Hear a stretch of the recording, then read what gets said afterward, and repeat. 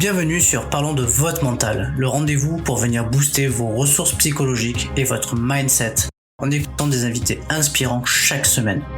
Vous souhaitez être performant dans vos réalisations personnelles, professionnelles, tout en étant bien dans vos baskets? Nos invités de la saison 3 nous partageront comment ils font pour développer leur confiance en eux, leur motivation au quotidien, leurs méthodes pour gérer les échecs, la pression, le stress. Ils témoignent sur leur capacité de résilience et leur détermination pour toujours aller plus loin, plus haut, en restant positif. Abonnez-vous, ce podcast va devenir votre vitamine pour vous doper vous aussi à vous dépasser pour réaliser vos rêves. Et si nous découvrions notre invité du jour? Bonne écoute à toutes et à tous.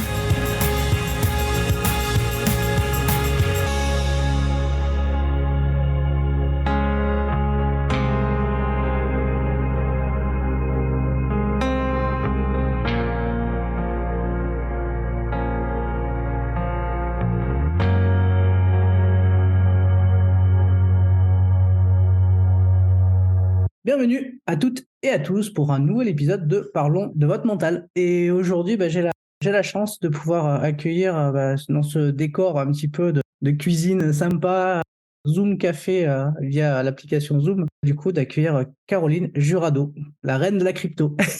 Salut Sébastien, merci pour l'invitation. Ouais. Du coup, Caro, merci beaucoup. Ça fait un petit moment là que je te suis. J'ai pas eu le plaisir de découvrir ta newsletter, mais tu as une super newsletter qui permet de vulgariser tout ce qui est crypto-monnaie, de l'expliquer de manière très clairement pour les gens qui pigent rien comme moi, sur d'autres sphères. Et du coup, merci déjà pour cette newsletter parce que jusqu'à présent, je crois que tu es un peu une des rares à faire ça, un petit peu vulgariser, un petit peu ce monde. Sur ce positionnement, c'est vrai qu'on n'est pas nombreux. Ouais. Un monde qu'on connaît pas trop. Après, du coup, on est quand même à dire vieille France, on aime bien les billets, on aime bien sa carte bancaire, du coup les cryptos, ça nous intrigue un petit peu. Donc voilà, donc en tout cas c'était chouette de pouvoir aller à ta rencontre. Alors comme le veut le podcast, on commence toujours par un petit portrait chinois, histoire de te découvrir un petit peu, et puis c'est un peu le warm-up du podcast. T'es OK pour ce petit portrait chinois? Allez, c'est parti. Alors, Caroline, si tu étais une couleur, quelle couleur serais-tu et pourquoi? Je serais jaune parce que je suis vraiment une fille du soleil. Je trouve que c'est une couleur qui est hyper joyeuse, qui apporte beaucoup de chaleur et de bonne humeur. Donc, je dirais ça. Ok, une fille du soleil. Tu sais que moi, je viens du sud à la base, du Côte d'Azur. Donc, tu viens du sud aussi, peut-être? Je viens de Montpellier, ouais. Voilà, fille du soleil. C'est sûr qu'à Montpellier, c'est chouette aussi. On a du soleil, on a des plages et voilà. C'est pas la même température. Quand c'est le mois de mai, de l'autre côté, il fait chaud et beau, on va à la plage. Et puis ici, on a encore la doudoune à 15 degrés. Ouais, c'est clair, c'est tellement dur. C'est clair. Si tu devais choisir un moment de la journée que tu affectionnes particulièrement, ça serait lequel et pourquoi? Alors, je suis vraiment une fille du matin parce que c'est là que j'ai la meilleure énergie. Je me réveille très facilement, je suis toujours de très bonne humeur. C'est un moment de la journée, je trouve, où il y a une belle lumière, tout est tranquille aussi, donc voilà. Ouais. Et tu sais que c'est très important de capter les premières lumières du jour. C'est vrai que ça a un effet stimulant sur nos hormones, sur notre peps, sur plein de choses, sur la peau, sur plein de trucs. Voilà, je suis pas un expert, mais en tout cas, je l'ai lu quelque part et je trouvais ça intéressant. Mais c'est vrai que le matin, c'est chouette. Ok. Est-ce que tu aimes lire ou regarder des films? J'aime les deux. T'aimes les deux, tant mieux. Alors, si tu devais choisir un livre qui t'a particulièrement touché et dont tu gardes un bon souvenir et qui te sert éventuellement encore? Il faut que ce soit un livre business ou pas? Pas forcément, non. Un livre qui te... non, un livre qui t'a touché. Je vais te faire une réponse vraiment d'enfant, mais c'est pas grave. Moi, tu sais, le livre qui a changé ma vie, comme je pense quasiment toute la planète, c'est Harry Potter. Harry Potter, ouais, c'est super ce livre. Donc vraiment, j'étais pile, tu sais, je suis de 90, donc je suis vraiment pile la génération Harry Potter. Il y avait 11 ans à l'âge où Harry Potter avait 11 ans. Et donc tous les trucs, ça a vraiment structuré ma vie. Ces livres-là, c'est vraiment cette saga-là qui m'a appris à adorer lire, la fantaisie, cet amour un peu de l'imaginaire, tout ça. Donc je dirais ça. Je comprends. Alors, l'imaginaire, c'est sympa, mais du coup, D'où un peu aussi, en fait, ça active un peu notre créativité aussi. Notre Ouais. imagination, notre créativité. Et, ouais, c'est hyper intéressant. Du coup, bah, le film aussi, mais finalement, t'as aimé le film En film, qu'est-ce que je pourrais dire? Alors, j'ai pas de. Enfin, là, comme ça, il me vient le film que j'ai regardé hier soir, que je trouvais trop bien, qui vient de sortir sur Amazon Prime et qui s'appelle R, je crois. Tu sais, c'est l'histoire sur la collaboration entre Nike et Michael Jordan. Ok. C'était genre exactement le genre de film que j'adore où c'est une équipe qui part perdant. Ils sont tous en galère, ils sont derniers, etc. Et ils arrivent à créer un truc et tout le film, tu les vois en train de devenir meilleurs, réfléchir, s'améliorer, commencer à avoir confiance vu des difficultés. Puis à la fin, c'est genre tout d'un coup personne croyait en eux et c'est eux qui réussissent. Et donc j'adore ce genre de truc. En plus, Michael Jordan, c'est quand même quelqu'un qui est assez inspirant par sa Oui. carrière, par pas mal de citations qui sont reprises, qui ont été reprises dans des interviews qu'il a faites. Voilà, il a quand même un spirit qui est hyper. Bah là, c'était vraiment sur le tout début de sa carrière. Du coup, quand il y a eu la collaboration qui a été faite entre eux, c'était trop, trop intéressant. En tout cas, ils ont bien misé, hein, parce qu'ils ne sont pas trompés. Ah bah oui. Ils sont pas trompés. Ok. Alors, si tu devais me donner ta principale qualité, selon toi, ça serait quoi? Je pense que ma principale qualité, c'est que je suis très enthousiaste. Donc du coup, les gens qui me côtoient apprécient de faire des trucs avec moi parce que je suis toujours de bonne humeur, enthousiaste, etc. Donc ça, c'est un des trucs que j'aime bien, quoi. Ok. Ça se ressent dans ma manière de produire du contenu. Quand tu communiques à un grand nombre de personnes aussi, c'est utile, quoi. Ouais, c'est sûr, c'est sûr. Bah, en plus, comme on dit, les gens, comment dire, les gens enthousiastes, ils amènent du peps, de l'énergie souvent aux autres. Du coup, c'est important. En tout cas, il y a des, comment dire, c'est un peu des catalyseurs de bonne humeur, quoi. C'est ça qui est chouette. Exactement. Ça et le soleil, tu vois. Que demander de plus? Ouais, voilà, bah ouais, le soleil, c'est sûr, c'est un catalyseur de bonne humeur, ça c'est sûr. Vitamine D plein pot. Donc en fait, finalement, tu es un catalyseur de vitamine D pour les autres. Ok. Et si tu devais me donner ton principal trait de caractère, ça serait lequel? Mon principal trait de caractère? Je saurais pas te dire. Attends, comment est-ce que tu définis un trait de caractère, du coup? Bah, je sais pas, ma dernière invitée, elle m'a dit qu'elle était têtue. Hmm. Bah, j'avoue, je saurais pas quoi dire. Enthousiaste? Franchement, j'aurais pu te le dire dans caractère si tu me l'avais pas demandé avant. Bon, mais c'est pas grave. Après, voilà, ça vient pas spontanément, c'est pas grave. Alors, si tu avais une personnalité qui t'inspire, alors pas forcément, ça peut être quelqu'un de connu, pas connu, peu importe, mais quelqu'un qui t'inspire, qui peut être un modèle pour toi. Qui est-ce qui pourrait être un modèle pour moi en personnalité? Putain, t'aurais dû me donner les questions à l'avance que je puisse te... Ce genre de truc. Faut que ça vienne spontanément. Ah ouais, d'accord, mais bon. Je sais, franchement, j'arrive pas à me projeter sur une personnalité qui m'inspire particulièrement. Ni même là, une personne, il n'y a rien qui me vient. Je vais faire ça sur toutes tes questions, c'est une cata. Mais non, c'est pas grave. T'inquiète pas, tout va bien. Alors, je vais te poser la question différemment, peut-être que ça va donner. Si tu avais envie que j'interviewe une personne Ok. qui nous parle très particulièrement de son mental, parce que voilà, il a quelque chose qui est inspirant. T'aimerais interviewer qui? Alors, sur son mental, je dirais Johan Lopez. Pour le coup, ce que j'aime beaucoup chez lui, c'est que, genre, rien ne vient l'impacter. En fait, je pense même que c'est pas un humain. Je pense que c'est un robot.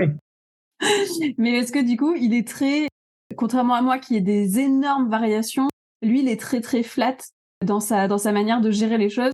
Et donc du coup, bah, j'ai l'impression que ses peurs, ses inquiétudes, il les gère vraiment, compartimente bien. Enfin, ça l'impacte jamais vraiment. Ok, bon bah Johan Lopez, si tu nous entends ou si tu nous écoutes, on va prendre rendez-vous. On va découvrir ça. Il fait quoi dans la vie? Lui, il dirige un média qui s'appelle Snowball, qui est un média dans les finances perso, Ok. qui est assez connu, reconnu. Enfin, j'aime vraiment beaucoup ce qu'il fait. Bon bah allez, on trouvera ses coordonnées pour aller le contacter. Allez, une petite dernière. Si tu devais choisir un pays où tu serais capable d'aller vivre, en dehors de la France, bien évidemment. Un pays où je serais capable d'aller vivre, franchement, je pense que je serais capable d'aller vivre dans n'importe quel pays où il y a du soleil et où il y a la mer.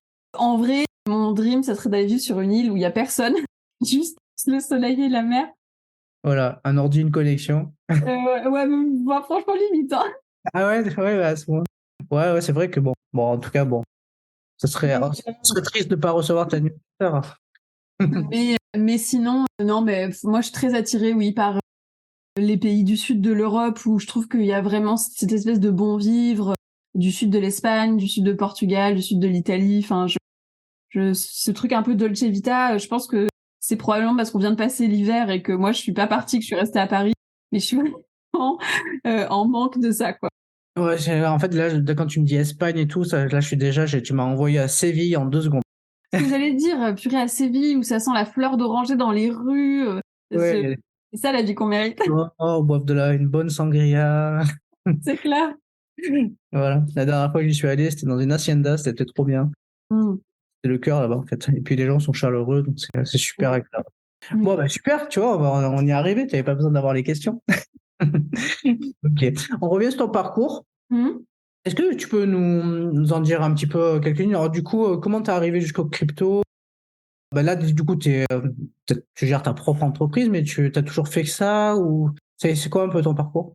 Alors, enfin, j'ai dirigé plusieurs entreprises, mais j'ai aussi été salariée. En fait, j'ai commencé à bosser dans le milieu RH quand j'ai commencé ma carrière. Moi, j'avais 23 ans, quoi. J'ai bossé dans une asso sur les RH. Ensuite, j'ai créé ma première start-up. Après ça, que j'ai dirigée pendant 3 ans, qui était une boîte de logiciels RH. Donc, on était 10 dans l'équipe. Je l'ai revendue au leader de mon marché. Donc là, j'ai été salariée de mon acquéreur pendant presque 2 ans. Et quand je l'ai quitté, j'ai monté une nouvelle boîte qui était un peu une boîte d'accompagnement des entrepreneurs sur la partie vente en B2B, parce que c'était de SaaS en B2B, parce que c'était quelque chose que je maîtrisais très bien. Et en parallèle de ça, parce que c'était un peu chiant de faire ça, en disant que c'était un peu plus histoire de capitaliser sur mes compétences que par passion que j'avais fait ça, j'avais décidé de lancer une petite newsletter sur les cryptos pour m'amuser. Et donc j'ai fait ça pendant 6 à 8 mois. Et puis en fait, à un moment, j'ai vu la croissance du truc et j'ai dit ok, je bascule, j'arrête mon entreprise qui s'appelait Closing Baby. Je l'ai arrêtée et je suis passée à temps plein sur les cryptos de Caro. Et donc en janvier, et j'ai commencé en janvier, donc là on est en 2023. En fait, en janvier 2022, je suis passée à temps plein sur les cryptos de Caro. Donc ça fait un an et quelques mois que je suis à temps plein dessus. Ça, Mm. ça monte, ça monte. Ok. Donc avec tout ton parcours, avec un peu de recul, qu'est-ce qui t'inspire ton parcours? Il m'inspire le fait que, enfin pour moi, le plus important c'est d'être libre. C'est vraiment ça, c'est de pouvoir trouver du sens dans ce que je fais, de pas avoir de limites, de faire ce que je veux, quand je veux, comme je veux, selon mes propres conditions. C'est vraiment ce que je retrouve le plus sur les périodes de ma vie où je suis le plus heureuse, c'est celle où je suis totalement libre de faire ce que je veux. Ouais, cette notion de liberté qu'on recherche tous, hein. Ouais. Mais tu vois, même quand j'étais CEO, je mets vraiment trop des guillemets parce que tu sais, j'avais 24 ans. Mais bon, c'est marrant. Du coup, on était 10, donc j'avais 8 salariés qui étaient directement dans l'équipe que je devais manager. Et en fait, j'étais pas du tout libre. J'avais des actionnaires, j'avais des salariés. C'était une vie. C'était comme une vie de salarié, sauf que c'était un peu plus la fame parce que j'étais CEO. Maintenant, je veux plus. Enfin, genre, ce niveau-là, moi, j'ai besoin de beaucoup plus de liberté que ça. C'est pour ça que je veux absolument pas recruter. Je veux bosser qu'avec des freelances qui ont leur propre boîte, aussi sur des projets, pour garder la liberté maximum que j'ai en ce moment, quoi. Ouais, et puis les salariés, c'est jamais simple, hein. Moi aussi, pareil, j'ai eu un peu de RH à gérer, mais bon, plutôt dans le sport, mais c'était déjà compliqué, quoi. Donc, Ouais, les c'est pas pour moi. emplois, etc., etc. Mais bon, pallier les absences. Ouh là là. Bon, voilà, la RH, on la laisse aux autres, hein. Ok. De quoi tu es le plus satisfaite? Dans quoi? Dans Ton parcours? mon parcours? Eh ben, ce dont je suis le plus satisfaite, c'est que ça m'a jamais fait peur de faire des choses. Des choses que je savais pas faire, des choses que je découvrais. J'ai passé mon temps un peu à sortir de ma zone de confort et ça m'a permis de me sentir aussi super libre. Donc c'est ça qui me plaît le plus. Ok. Donc toi, tu es un peu du style, bah en fait, tu as une idée, tu y vas, action, et puis tu verras bien ce qui se passe. Oui, oui, oui, oui, vraiment. Je me pose des questions beaucoup après en général. Ok, donc ça c'est intéressant. Donc du coup, tu oses, tu te lances, t'as ton idée, tu y vas. Bon, t'as un plan ou t'as pas de plan? Non, j'ai jamais de plan. Ok, et tu vois comment ça prend ou pas en fait. Exactement. Franchement, sur les cryptos de Caro, j'avais même pas le plan que ça soit une boîte, que ça soit monétisé. J'avais aucun plan. J'avais juste envie de tester, de voir ce que c'était. Ouais, et puis tu Donc, te fais plaisir en même temps. Du coup, c'est quelque chose qui te. oui, et ben exactement. Ok, donc si je te pose la question, rendre possible l'impossible au prisme de ton parcours, finalement, bah, t'as pas d'impossible.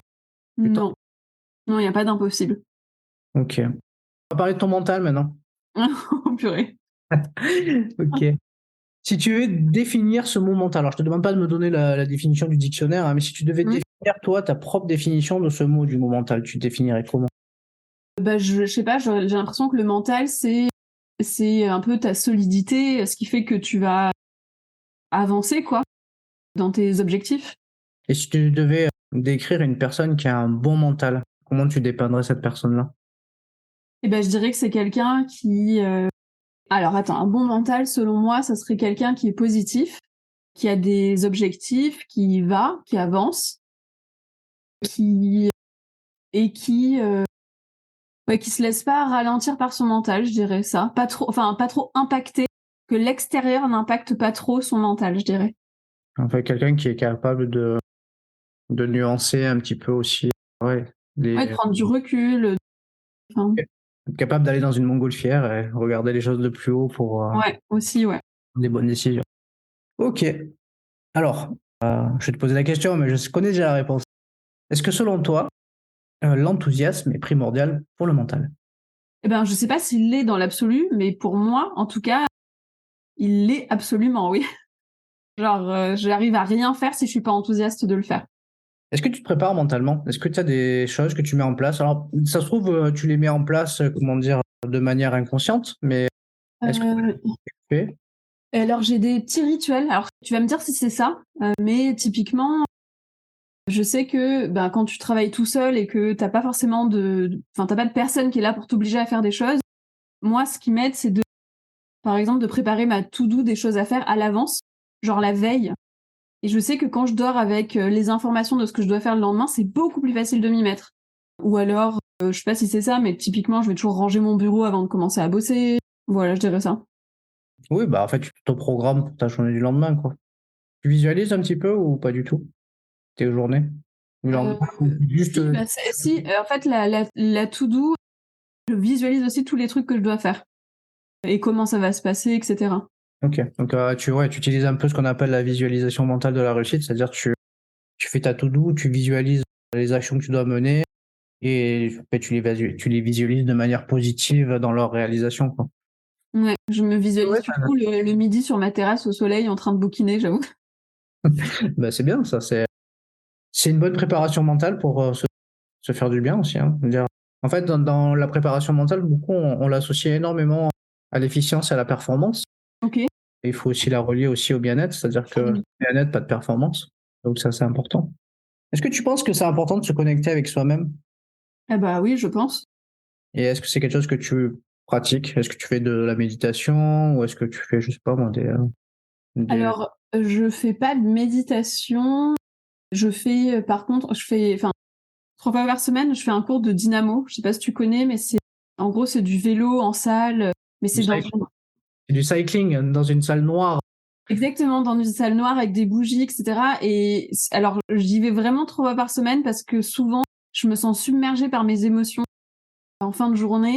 Et du coup, j'ai besoin d'évacuer et enfin, de me remettre à neutre, quoi. Et ça, c'est à peu près le seul truc que j'ai trouvé qui m'aide. Tu utilises la dépense énergétique pour... Ouais. Ouais. C'est Caroline Mignot qui fait ça aussi. Je crois qu'elle en fait pas mal aussi du... Mais souvent, on y va ensemble. Tu vois. Donc voilà, donc du coup, je vois la salle noire avec les petites Oui. photos qu'elle met des fois de temps en temps sur son Instagram. Ok, on va parler de confiance. Est-ce Mhm. que la confiance est quelque chose que tu as acquise avec le temps ou c'est quelque chose que tu as pu déjà avoir par le biais de ton éducation parce que tu avais des parents qui étaient encourageants et souvent ça part de là, l'estime de soi, la construction de la confiance, ou au final bah, c'est plutôt au gré des expériences, oser, agir, réussir que tu as pris confiance. Déjà, je saurais pas dire si j'ai confiance dans ce que je fais. Je me remets beaucoup en question souvent. Je suis rarement satisfaite de ce que je fais, etc. Mais j'ai juste l'impression que c'est pas grave de pas faire des trucs bien. Tu vois, enfin, je me dis que je suis dans un processus d'apprentissage, tu vois. C'est plus que je me pose pas la question. Enfin, oui, c'est plus que je me dis que c'est pas grave de faire quelque chose de mal, qu'il vaut mieux faire quelque chose que rien faire, que d'avoir confiance dans ce que je fais ou quoi. Ça me fait penser à la citation de Caro, j'avais interviewé l'autre Caro. Vaut mieux mal fait que pas fait. Oui, bah, enfin, typiquement, ça c'est sûr que c'est un truc que je pense. Ouais. Du coup, comment tu te situes par rapport au potentiel droit à l'erreur? Alors souvent en France, on appelle ça des échecs. Moi, j'appelle ça des expériences. Après, tu peux Ouais. calculer la réussite ou pas. Mais si tu te plantes sur un truc, c'est quoi? Comment tu réagis? Tu persistes et tu essayes comment dire, de remodéliser le truc jusqu'à réussir ou comment tu t'y prends? Ben, alors c'est assez difficile parce que dans mes précédentes expériences, je crois que je me sentais quand même plus libre d'échouer parce qu'il y avait une distinction très forte entre l'entreprise et le projet de l'entreprise et qui je suis en tant qu'humain.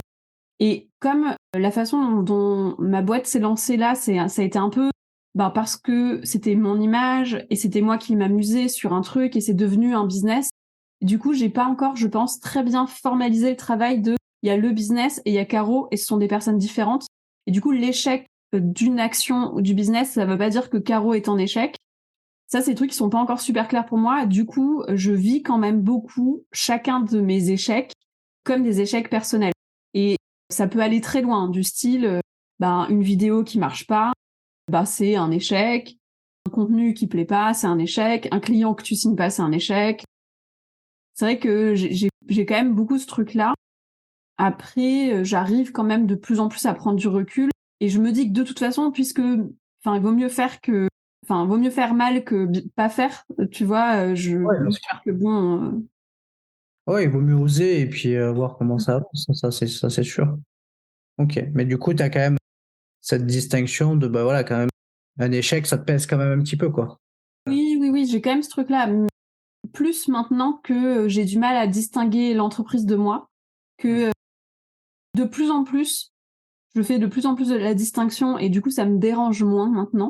Typiquement, il y a une époque où si jamais je faisais des vidéos qui marchaient pas pendant une semaine, j'étais au fond du trou, alors que maintenant, je m'en fous.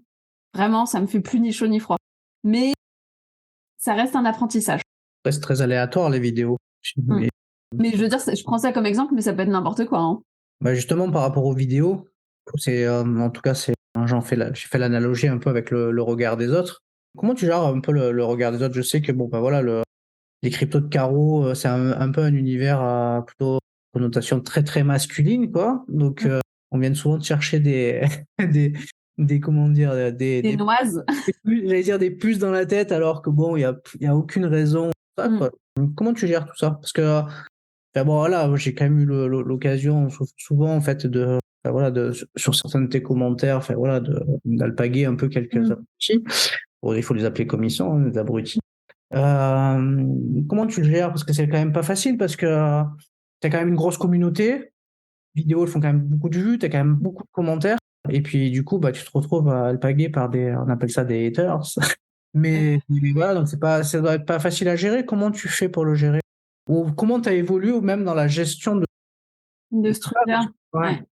Alors, je le gère assez mal. Vraiment, je le gère assez mal. La chose positive que je vois, c'est que j'essaye d'avoir toujours une communication bienveillante, de mettre du cœur dans tout ce que je fais et que de toute façon, ça attire les gens qui pensent comme moi. Donc, j'ai un cœur de communauté. Ma communauté, elle est extrêmement bienveillante et je me fais jamais dégommer par ma communauté. Donc, je vais recevoir des commentaires négatifs des gens qui sont soit des concurrents, soit des acteurs qui sont de manière un peu éloignée de mon écosystème, qui vont voir d'un mauvais œil ma croissance et ce que je fais, etc. Donc ça c'est déjà la première distinction, c'est-à-dire qu'il y a eu toute une époque où je croyais que en fait tout le monde me détestait. Donc là c'était très dur.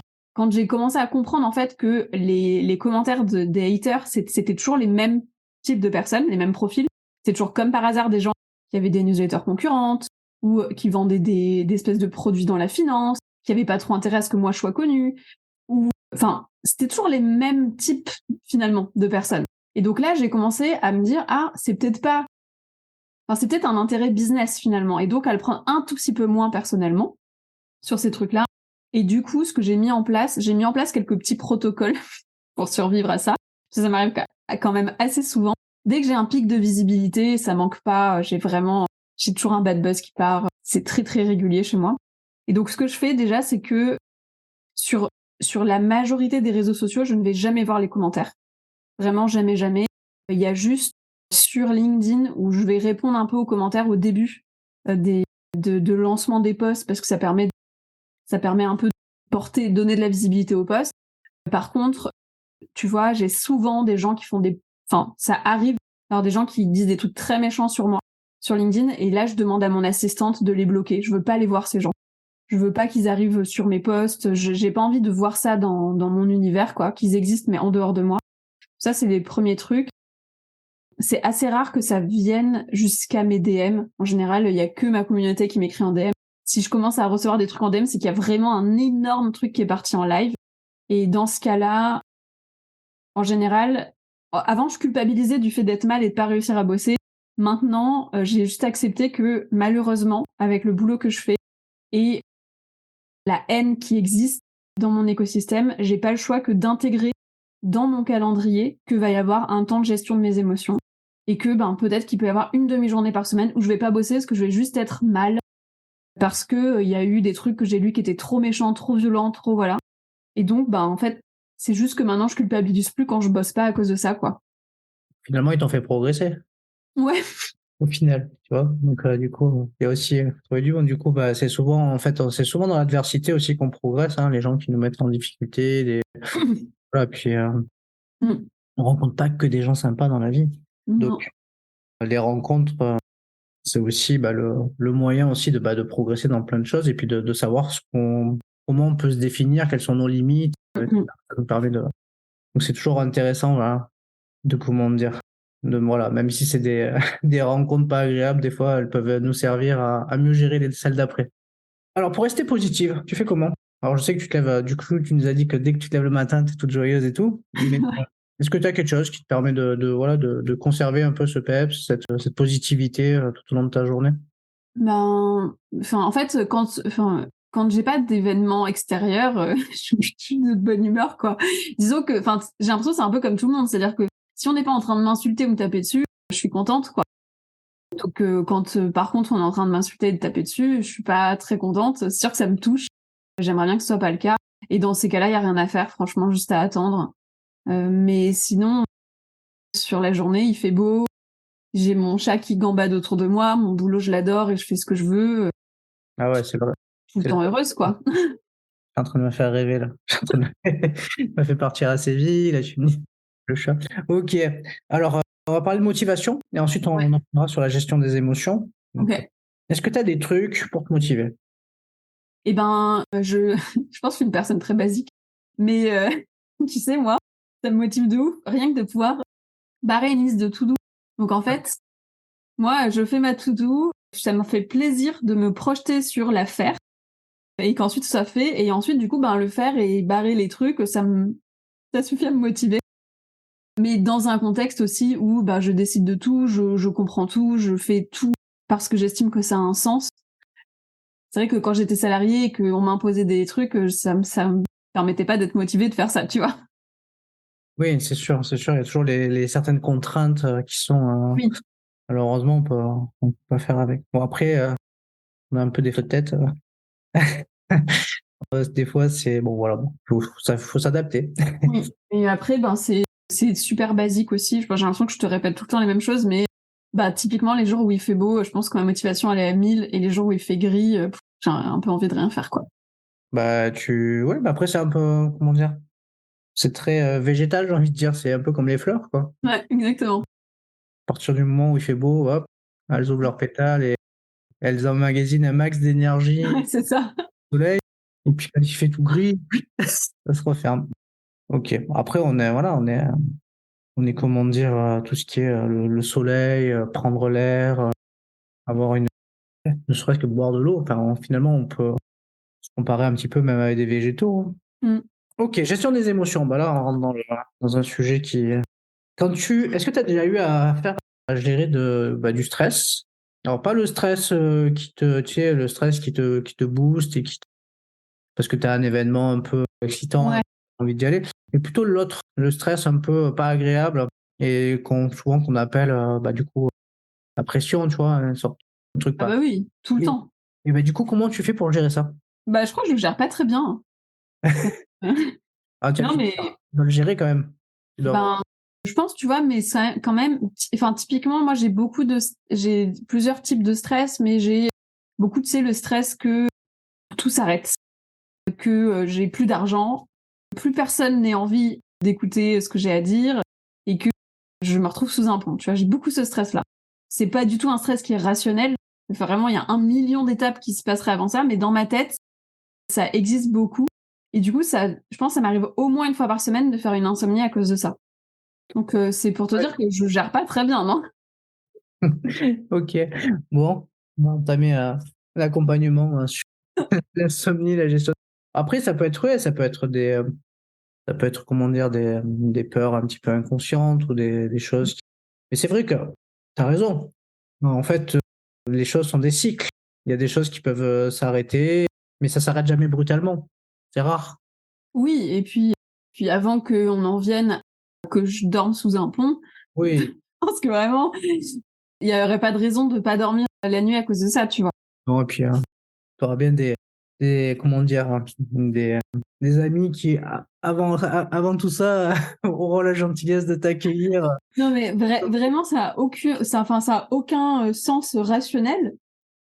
Mais je sens quand même que j'ai des stress qui sont présents, qui restent quand même beaucoup là, et que je sais pas, ceux-là en tout cas, je sais pas comment les gérer. Et après, j'ai aussi du stress parce que j'ai beaucoup d'interactions sociales dans le cadre de mon métier, que ça soit parce que je reçois beaucoup de messages, de DM, que je vais être beaucoup sollicitée, etc. Et je sens que assez vite, dès que ma jauge sociale elle commence à être remplie, ça devient très oppressant pour moi et c'est hyper stressant.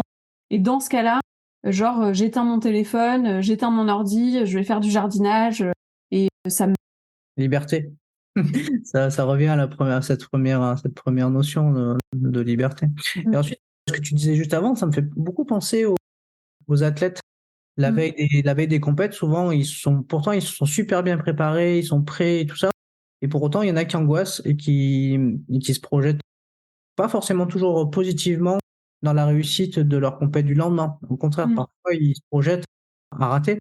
Et Ouais. du coup, ouais, voilà. Bon, après, c'est des choses que tu peux travailler, que tu peux, comment dire, switcher. C'est-à-dire que bon, on peut avoir des pensées négatives, mais on peut apprendre aussi à les switcher, à les rendre positives.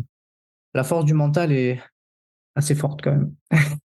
Oui, oui, je m'en rends compte, en tout cas, au moins pendant les cours de sport. Ah ouais, non, ça c'est sûr. Cours de sport, ça fait du bien. Allez, je vais te poser une petite dernière. Ouais. Il paraît que pour avoir une force mentale, il ne faut rien lâcher. Qu'est-ce que tu penses, Grave? Il ne faut rien lâcher. Ben, je sais pas si il ne faut rien lâcher, c'est-à-dire qu'il faut pas abandonner. Ben, ouais,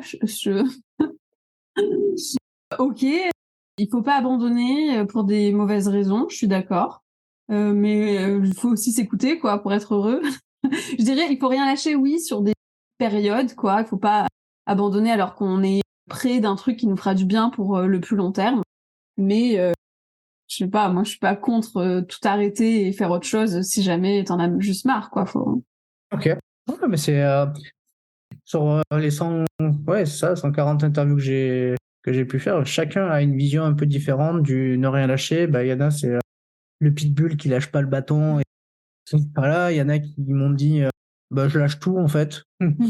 Et puis, mais du coup, c'est assez intéressant parce que souvent, moi, ça m'amène tu sais, à une certaine réflexion, c'est-à-dire que d'écouter les autres dans leur modélisation un peu de leur monde et de leur façon de penser, ça peut être hyper intéressant par rapport à Ah ça. oui, c'est clair. Dire, bon, bah, est-ce que je lâche, est-ce que je lâche pas, est-ce que je prends est-ce que je prends de la hauteur avec ma montgolfière et je vois la Mm. situation et ensuite j'avise sur les sacs que je coupe pour prendre de la hauteur ou pas. Oui. Ok. Bah, écoute, Caro, merci beaucoup, en tout cas pour toutes ces réponses. Bah, merci à toi. C'est super intéressant, en tout cas, de pouvoir interagir avec toi sur cette interview. Et la fin du podcast, je laisse toujours la parole à l'invité pour déposer quelque chose, tu vois, comme si tu devais écrire voilà, dans un épisode gravé sur une pierre. Quelque chose qui te tient à cœur de partager avec les gens qui écouteront l'épisode. Eh ben, je trouve que ce que ton podcast me donne envie de dire là-dessus, c'est que on porte vraiment pas assez d'importance la gestion des émotions, notre conception mentale des choses et notre bien-être mental, sur tout ça, sur la préparation mentale. Enfin, c'est genre un élément qui est clé, essentiel, et du bien-être de nos business et de nos différentes activités. Et que, en fait, faut juste pas qu'on le néglige, quoi. Ouais, c'est important. Il en faut un pour du coup être performant et efficient, parce qu'on est quand même dans un monde de performance, hein, d'être performant. Donc, quel que ce soit en entreprise, que ce soit à son compte, parce qu'il faut gagner de l'argent pour pas aller sous les ponts, comme tu nous as dit, soit pour se mettre dans le sport, dans tout. Mais il faut pas négliger aussi sa santé mentale et son bien-être, pour toujours être, au taquet, quoi. Avoir cette énergie d'aller de l'avant. Super. Écoute, merci beaucoup. Merci à toi. De pouvoir t'interviewer. Si on veut retrouver ta newsletter, tout ça, t'as un site, c'est sur LinkedIn. C'est vrai que c'est accessible un peu partout, mais les cryptos de Caro.com ou sur LinkedIn, Instagram, ou tous les réseaux, de toute façon, je suis partout. Ok, voilà, tu es sur tous les réseaux. Ok, écoute, je te dis merci beaucoup. Merci encore pour ton temps qui est si précieux. Merci à toi. Si cet épisode t'a plu, tu peux le partager en me taguant ou en lui laissant 5 étoiles sur Apple Podcast. Tu pourras aussi être tiré au sort pour gagner un test OMSAT pour évaluer tes qualités mentales.